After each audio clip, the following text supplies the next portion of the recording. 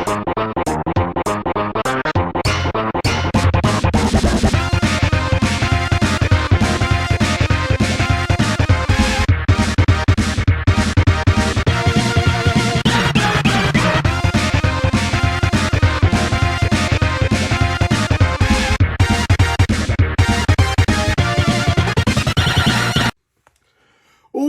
up, Internet? Cory Zamier here, collecting with Cory. Well, you can see the mess in the background. That's fine. It's 2021, but what we're here to do today is talk about the games I actually played in 2020, which is a really short list when you consider that we were on lockdown. Well, not lockdown, but everything was closed for a while. And I really feel like I probably should have been able to get through a little bit more. But let's go through in order what I actually played. First up, and probably one of the most important games I needed to play, the original Final Fantasy. I played it on the PSP. A lot of fun. Definitely you could see where and why this series took off like it did. I really enjoyed this one a lot. I think my party makeup was Warrior, Red Mage, White Mage. So I didn't quite get the experience of playing as the Monk or the Black Mage, so there was a few spells that I just couldn't play as. And if you guys think I'm a little bit nasally in this video, it's because I am. I am unfortunately sick. First time I got sick in almost a year. Hopefully it's the only time I get sick in 2021, but I wanted to record this video, so we're doing it right now anyway. Highly recommend this, however you can play it. Don't really have much more to say about this. This isn't my game of the year, or at least the game I played of the year that's my favorite, which is really surprising to me.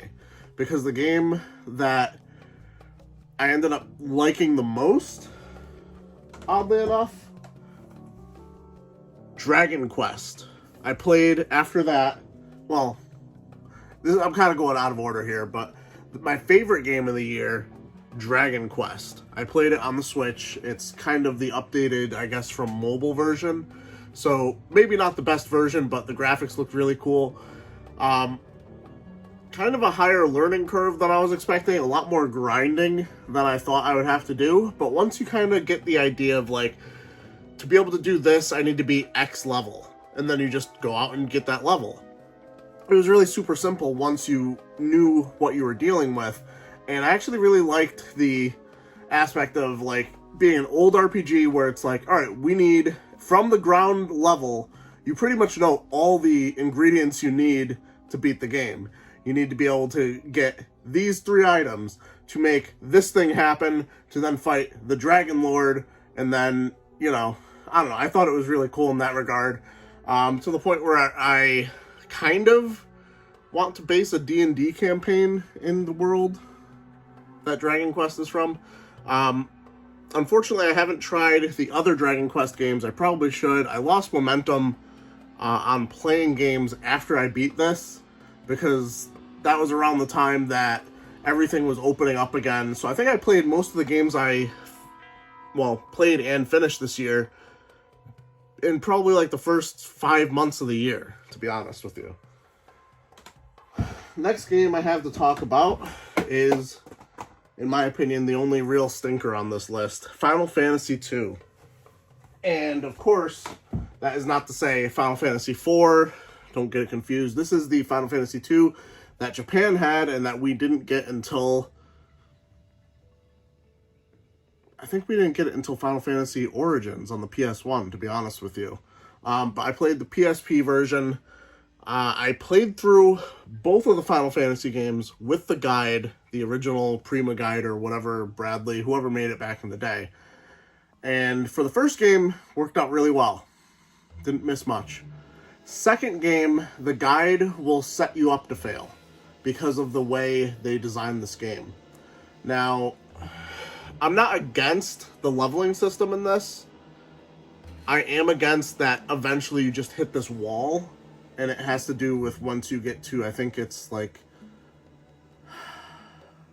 I think there were drakes I was like trying to save some Drake or Dragon, something to do with Dragoons. I'm trying to remember what it was. It's been like 6 months since I played this. But basically, when you get to that area, all of a sudden, the enemies are at that level where you're just like, am I supposed to lose this battle? Like, is this one of those, like, scripted, I'm supposed to lose this battle? And then you get the game over screen, and you're just like, oh, shit. You guys expected me to beat them. And you're just, like, completely under-leveled. Well, not under-leveled, but you're not leveled in the right way, I would say.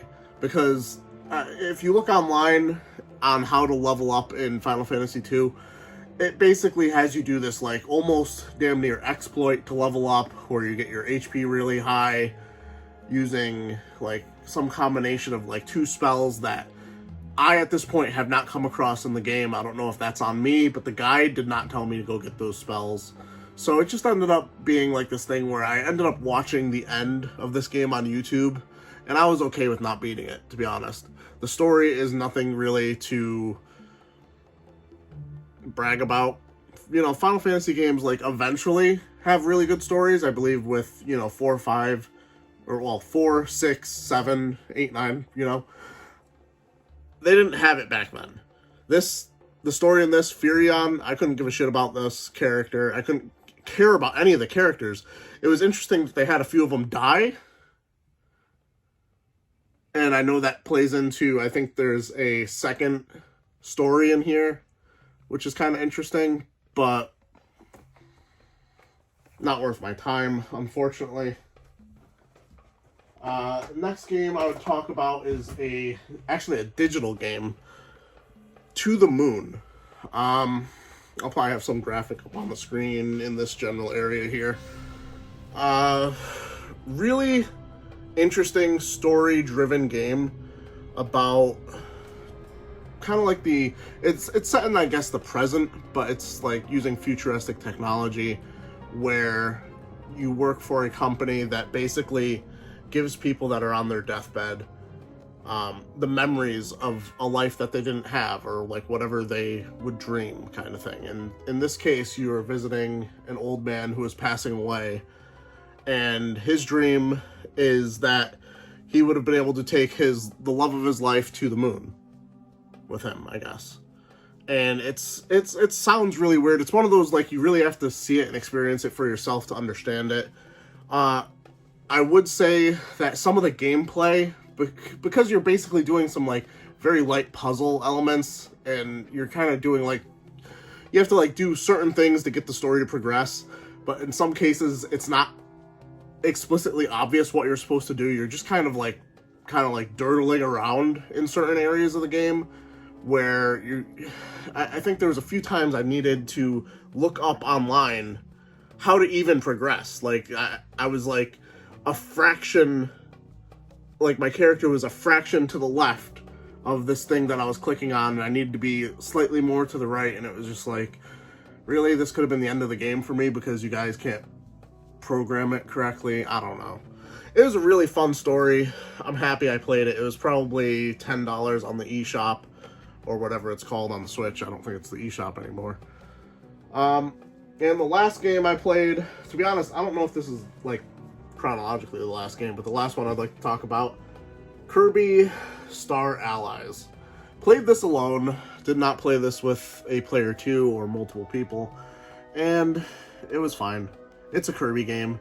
It's one of those, I guess just saying it's a Kirby game is kind of, it's almost like a negative thing nowadays. Like, just because you expect, like, the easiest thing, and it is. It is the easiest game I played this year, I would say. I had no trouble with this. I don't think I died ever. Maybe once on, like, a boss when I wasn't paying attention if someone asked me a question while I was playing. Because I do remember I was playing this probably through, like, Easter or something. Some family gathering that we actually did go to. And I think there are a few times I died on this. But aside from that, very easy game. Very fun. Really cool to mix and match, like, abilities. I know that's kind of been a thing in Kirby games in the past, but I feel like it was even more so because you have, like, a group of 4 guys with you. So you really kind of were able to customize how you wanted to get through a certain area how you wanted to fight, how you dealt with bosses especially. I think it was important which elements and whose abilities you brought with you. Not really good at talking about games because I don't play them very often, and it doesn't help that all these games I'm like 6 months removed from playing. But those are the games I played in 2020. Only 5 of them. Let me know what you were able to play. What was your game of the year? And obviously, based on my list, I'm not talking like what came out in 2020, but what was the best thing you played last year? Hopefully you were able to get a lot more games in than I was. I've got a lot back here that I'd like to play in 2021. Maybe there'll be some sort of shutdown. I don't know. Kind of crossing my fingers just to get a little bit of a break and get some time to play some more games, because that's really all I have the opportunity to do if all the stores close. So, like the video, subscribe if you're new, and as always, keep it real, Internet. Have a happy new year.